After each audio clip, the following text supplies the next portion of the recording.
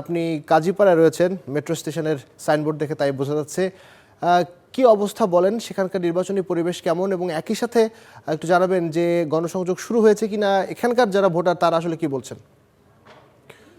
মিরপুর এবং পল্লবী এই মুহূর্তে আসলে এখানে গাড়ির ব্যস্ততা দেখতে পাচ্ছেন, কিন্তু মিনিট 10 আগেও কিন্তু আসলে এই সিনারিওটা এমন ছিল না। এখানে মোট 8 জন প্রার্থী প্রতিদ্বন্দ্বিতা করছেন। তবে সবচেয়ে আলোচিত দুজন প্রার্থী, একজন ডক্টর শফিকুর রহমান এবং আরেকজন শফিকুল ইসলাম খান। ডক্টর শফিকুর রহমান জামাতের আমির, যিনি কিনা দাঁড়িপাল্লা প্রতীকে নির্বাচন করছেন। কিছুক্ষণ আগে বলছিলাম যে অবস্থাটা এমন ছিল না, কিছুক্ষণ আগে এখানে তার সমর্থনে নারীদের আমরা একটা বিশাল মিছিল দেখেছি। এবং সবচাইতে মজার ব্যাপার হচ্ছে মিনিট 15-র মধ্যেই পুরো জায়গাটা আসলে খালি হয়ে গেছে। অর্থাৎ সুশৃঙ্খলতার কথা আমরা বলছিলাম, সেই সুশৃঙ্খলতার একটা ছাপ আমরা দেখতে পেয়েছি। এছাড়াও আরেকজন প্রার্থী রয়েছেন, বলছিলাম যে দুজন মূল প্রতিদ্বন্দ্বিতা হবে, দুজনই শফিকুল, একজন ডক্টর শফিকুর রহমান আর একজন শফিকুল ইসলাম খান, যিনি ধানের শীর্ষের প্রতীকে নির্বাচন করছেন। বলছিলাম যে এই এলাকায় কিন্তু ভোটারের সংখ্যা 3.5 লক্ষর একটু বেশি, অর্থাৎ 3,51,000-এর মতো। ঢাকার অন্যান্য আসনের তুলনায় এই আসনে কিন্তু ভোটারের সংখ্যা কিছুটা কম। তবে সবচাইতে এর চাইতেও গুরুত্বপূর্ণ বিষয় হচ্ছে এখানে তরুণ ভোটারের সংখ্যা 30%-রও বেশি, অর্থাৎ মূল নিয়ামকটা হবে তরুণ ভোটাররা। এবং আজকে যে কিছুক্ষণ আগে জামাতের সমর্থনে যে আমরা নারীদের মিছিল দেখেছি, সেখানেও দেখেছি যে প্রচুর সংখ্যক তরুণী দেখেছি।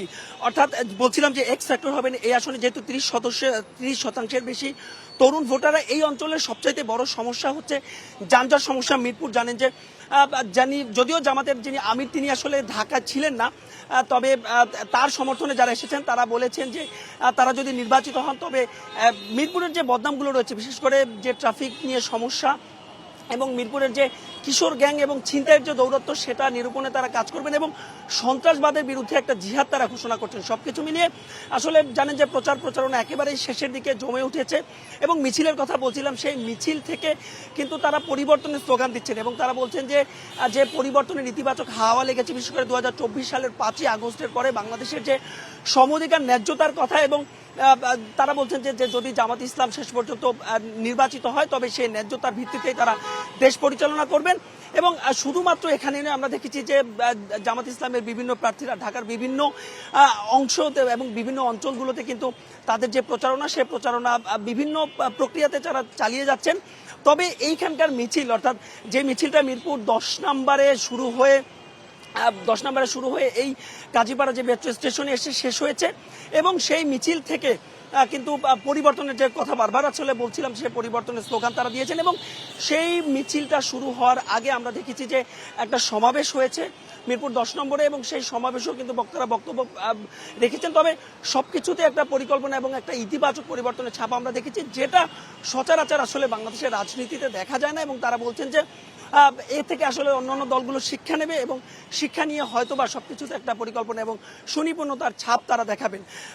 এবার এর বাইরে আরেকটু বিষয় বলে রাখতে চাই যে এর বাইরেও আসলে ঢাকার বিভিন্ন অংশে জামাতের যে প্রার্থীরা রয়েছেন, সে প্রার্থীরা বিভিন্ন অংশে প্রচারণা করছেন এবং দুপুর নাগাদ তো করবেন। আমরা সেই খোঁজ খবর হয়তো নিশ্চয়ই আপনাদেরকে জানাবো।